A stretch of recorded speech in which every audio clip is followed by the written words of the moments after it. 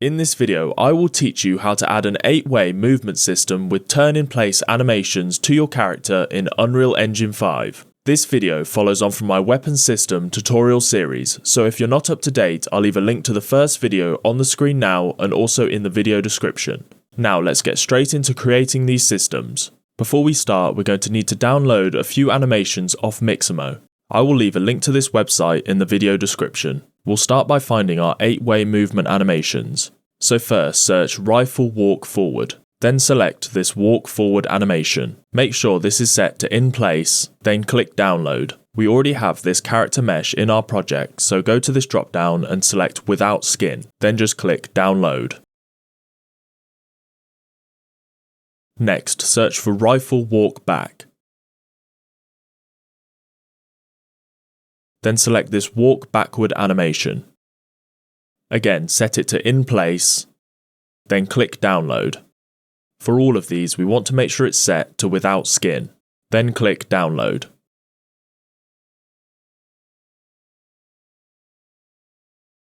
Next, search for Rifle Walk Left. First, select this Walk Left animation, then follow the same steps to download it.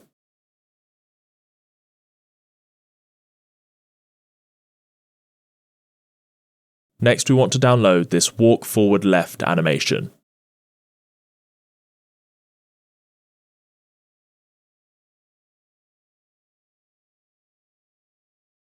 Then download this Walk Backward Left animation.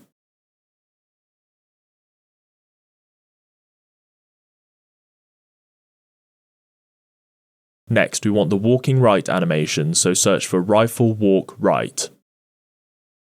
Again, there are 3 to download, so start with the Walk Right animation.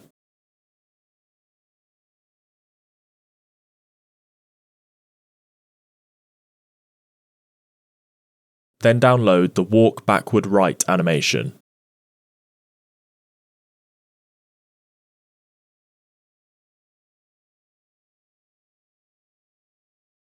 And then do the same for the Walk Forward Right animation.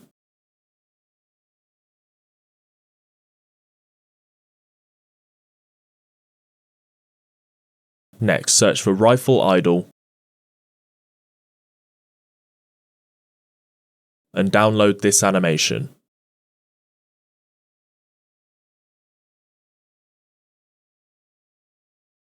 We also need a new idle animation for when the player does not have a weapon equipped. So search Idle, then download this animation.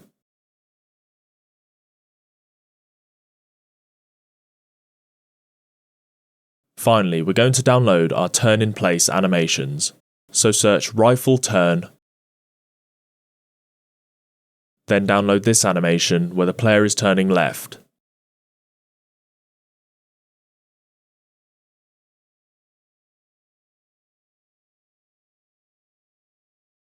Then select this animation where the player is turning right and download it. Now we have all the animations we need, so we can open up our Unreal Engine project.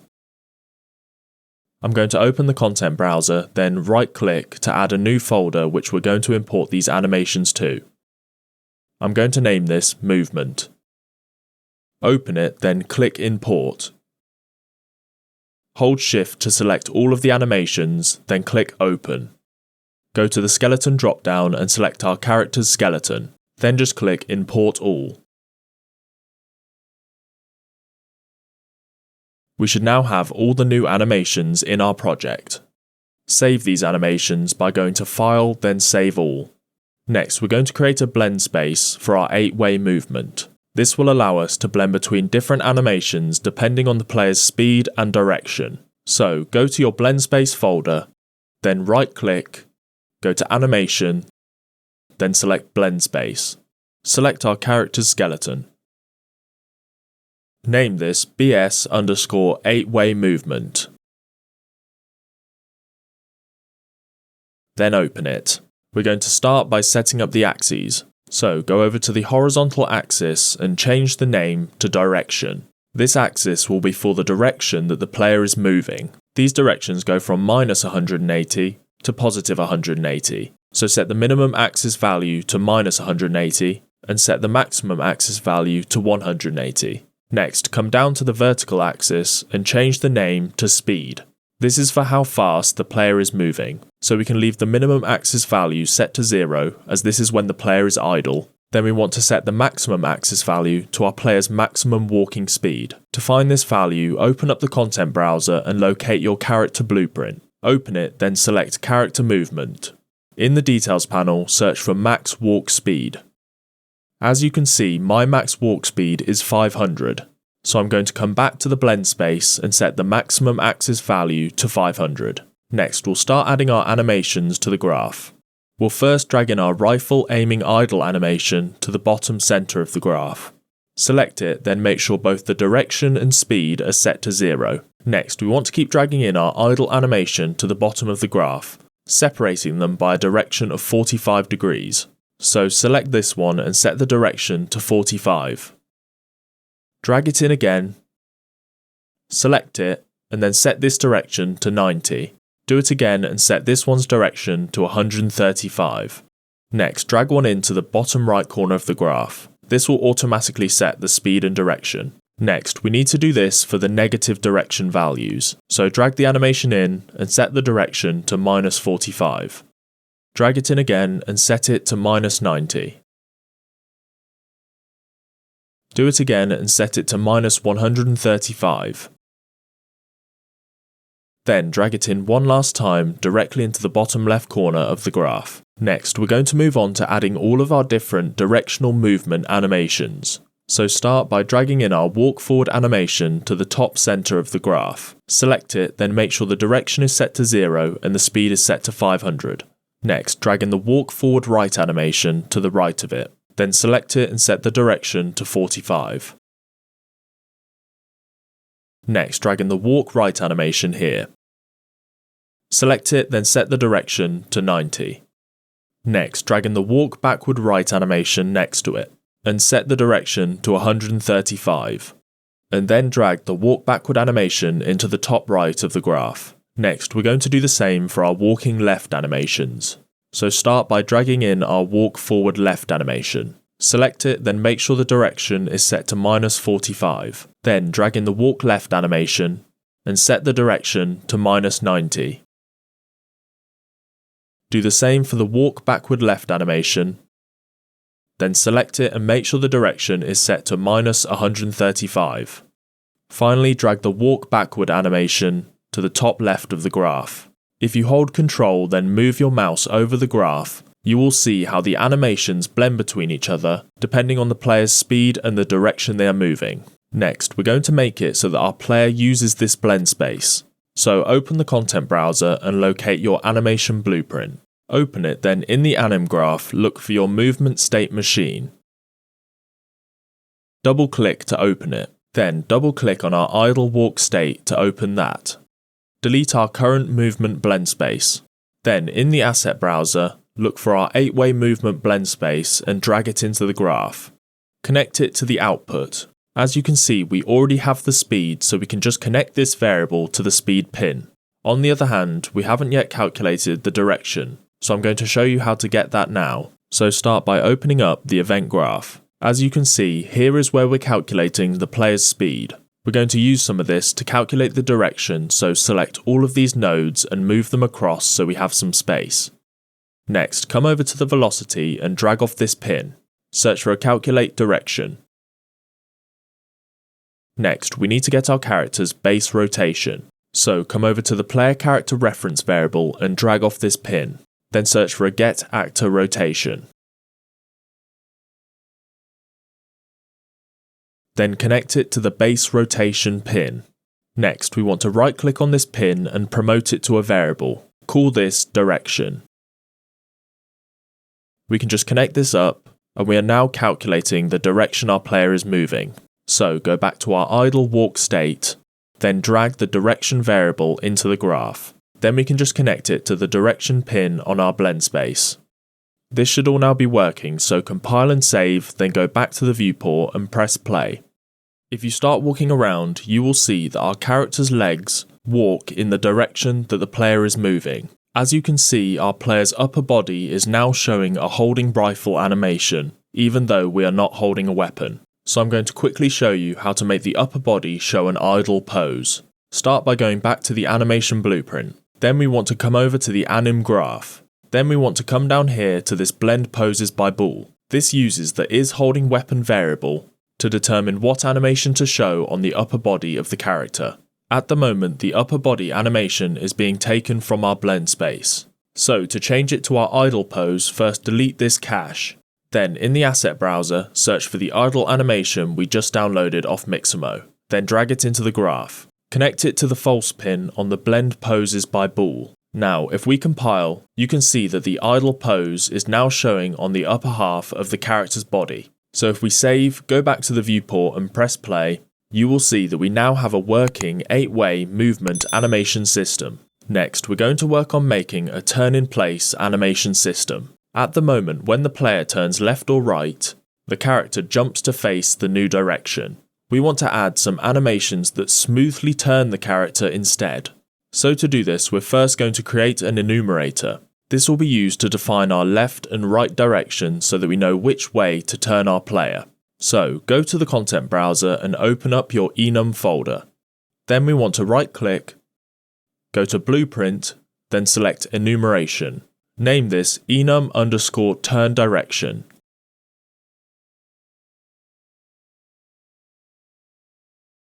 Open it, then we want to add 2 enumerators. Name the first one left and the second one right. This is all we need to do here, so we can just save and close it. Next, we want to come over to our character blueprint. Here we're going to create a variable that stores our enum so that we can access it in our animation blueprint so that we know which turn animation to play. So add a new variable and call it turn direction enum. Then we want to set the type to our enum turn direction. Next, we need to create some logic that will set our turn direction enum variable to either left or right, depending on which way the player is turning. So you want to come over to your turn player event. Then I'm going to move some of these nodes across to make some space. Next, we want to come down to these nodes that calculate the difference between where the player is aiming and where their character is facing. Off this yaw value, it will give us either a positive or negative number, which will tell us if the player is turning right or left. So drag off it and search for a greater or equal to. Then drag off that and search for a branch. Then come up here and disconnect this false pin. Then connect it to the branch. If the value is positive, it means the character is turning right. So drag in our enum variable and set it. Go to the drop-down and set it to right. Then connect it to the true pin. Then we want to drag it in again and set it. Then go to the drop-down and set it to left. Then connect this to the false pin.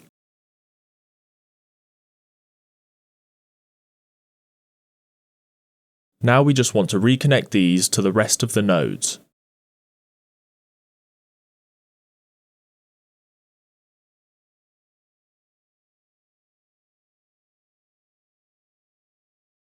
Something we also want to do is replace our turn player event with an event tick. This is because we want to check if the player is turning every frame, rather than just when the player is looking around. This also means we can come over here and delete this get world delta seconds, and then just connect this delta time pin to the event tick. Then just add some reroute nodes to keep things organized.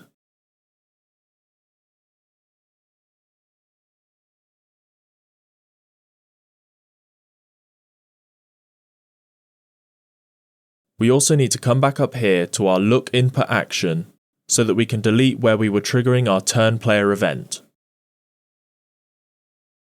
Now we can just compile and save this, then head over to our animation blueprint where we're going to set up the turn in place animations.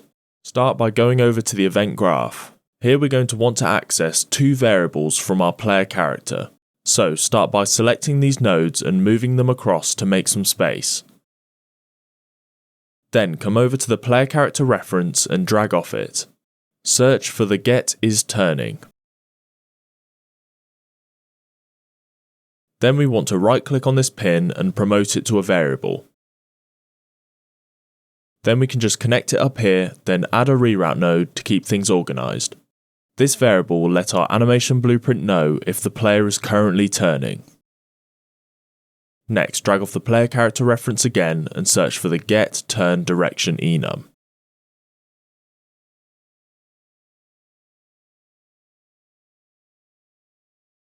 Then right-click on this pin and promote it to a variable.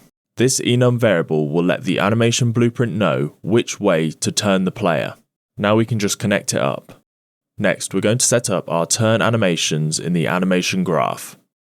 So head over there now.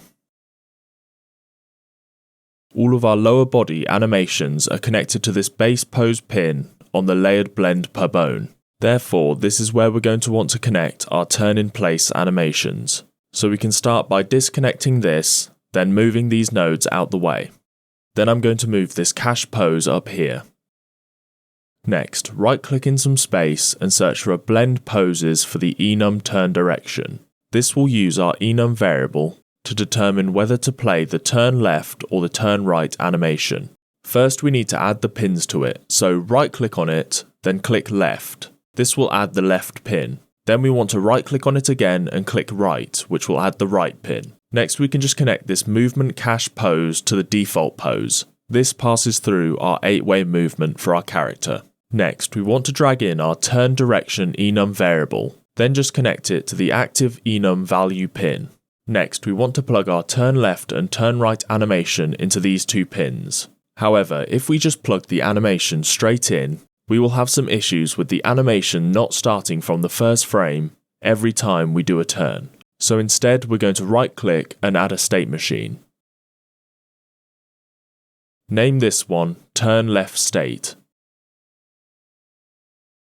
Then connect it to the left pose pin. Then right-click again and add another state machine. Name this Turn Right State. And connect it to the right pose pin. Next, double-click on the turn left state to open it. Drag off the entry and add a state. Name this Turn Left. Then double-click on it to open it. Go to the asset browser and drag in our turn left animation. Then just connect it to the output. Next, go back to the anim graph and open the turn right state. Again, we want to drag off the entry and add a state. Name this Turn Right. Open it, then drag in our turn right animation. Connect this to the output. Then we can go back to the anim graph. Next, we want to make it so that our animations only play if the character is turning. So, right-click on the graph and search for a blend poses by bool.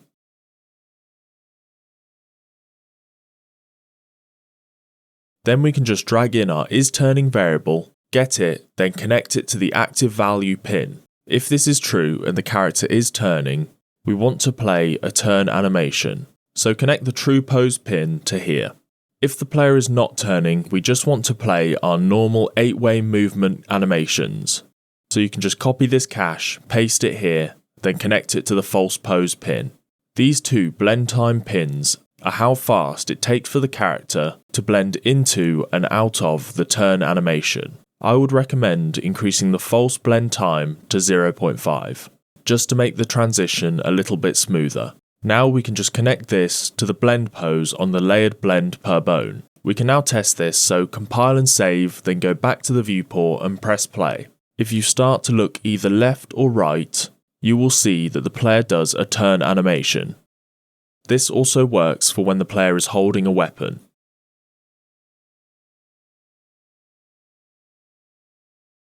Next, if you start moving and turn the camera at the same time, you will notice that our character starts doing our turn animations. We only want the turn in place animations to play when the player is standing still, so I'm going to quickly show you how to fix this.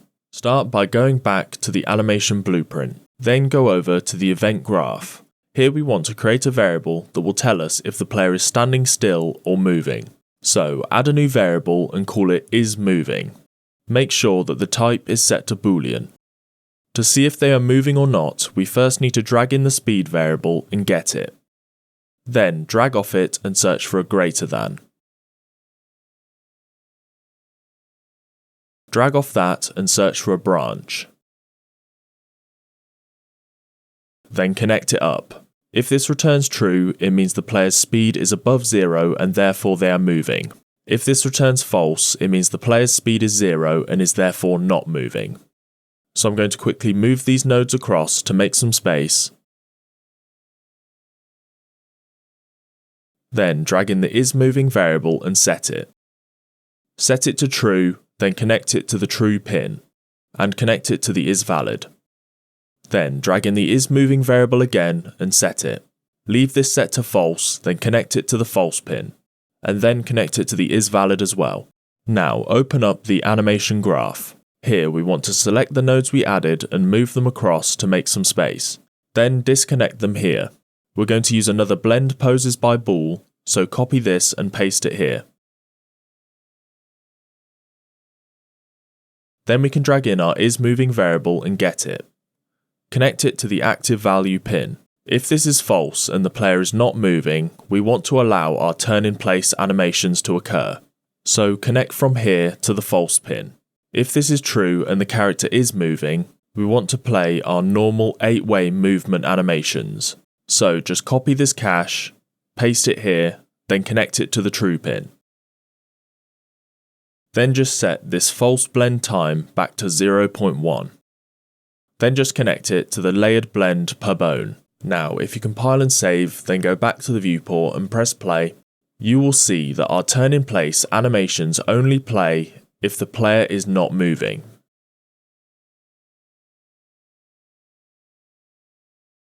What we need to do next is fix our reload animation. At the moment we're using an old animation that does not match up with our new animations. So to fix this, start by going over to the player character blueprint. If you come over to our reload event, you will see where we play our reload animation montage and use notifiers within it to trigger different parts of our reload system. If you click this search button, then open up the reload animation montage, you will see that we have these 4 notifiers for each point in our reload sequence. What we're going to need to do to replace this reload animation with our new one is create a new animation montage with the new animation, then add in these notifiers with the exact same names. So open the content browser, then come over to the folder where you have all of your aiming animations. In here, I'm just going to search reload. As you can see, we have 2 different reload animations, one for the hip and one for when the player is aiming. We want to use the hip animation as the player is always going to aim out when they go to reload. So right click on it, then go to create, then select create anim montage. Name this am_hip reload. Then I'm going to quickly move it into our animation montages folder.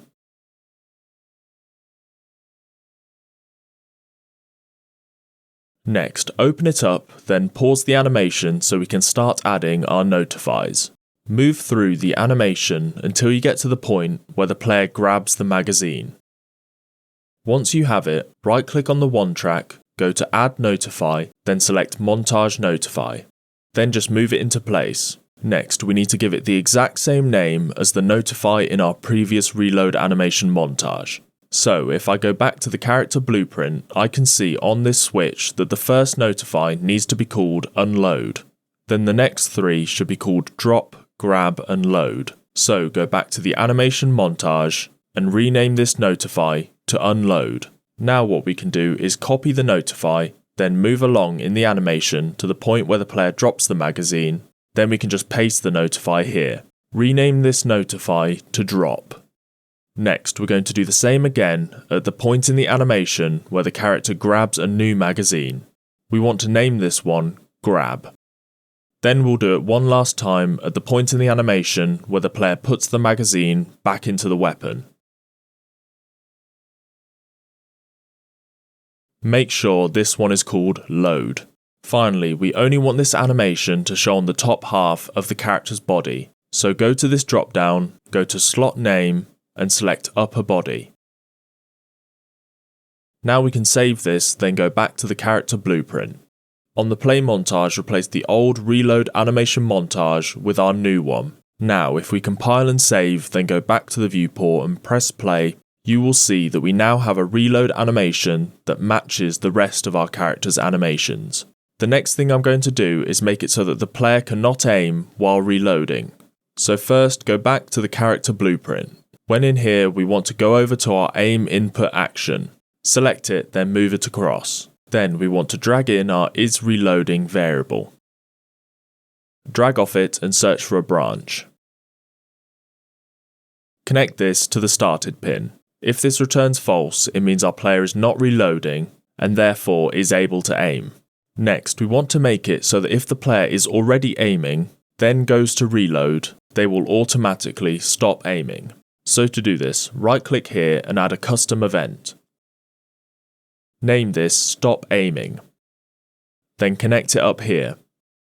When this is triggered, it will reverse the timeline and therefore zoom out the camera. Next, we want to trigger this on our reload event. So come over to it and move these nodes across.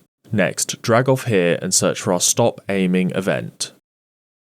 Now, if we compile and save, then go back to the viewport and press play, while you are reloading, you will no longer be able to aim down sight. And also, if you're already aiming and go to reload, you will automatically aim out. The final thing we're going to do in this video is fix the weapon shake when the character looks around. The reason for this shaking is because the character's mesh is not synced up with its skeleton, and therefore the socket that attaches the gun to the skeleton is not synced with the character mesh. So to fix this, we just need to change the tick group of the character mesh. So go over to the player character blueprint, open the viewport and select the character mesh. Then in the details panel, search for tick. Change the tick group from pre-physics to post-update work. Now everything should be synced. So compile and save, then go back to the viewport and press play. If you pick up a weapon, you will see that the shaking has now completely gone. In the next video, I'll be going over how to attach the player's left hand to the weapon. So if you would like to be notified when this video comes out, hit subscribe and turn on the notification bell. If you're finding this series useful, please consider leaving a like and commenting down below what you would like to see in future videos. Finally, a special thanks to all my patrons, without whom I wouldn't be able to keep making these Unreal Engine tutorials. Thank you so much for watching.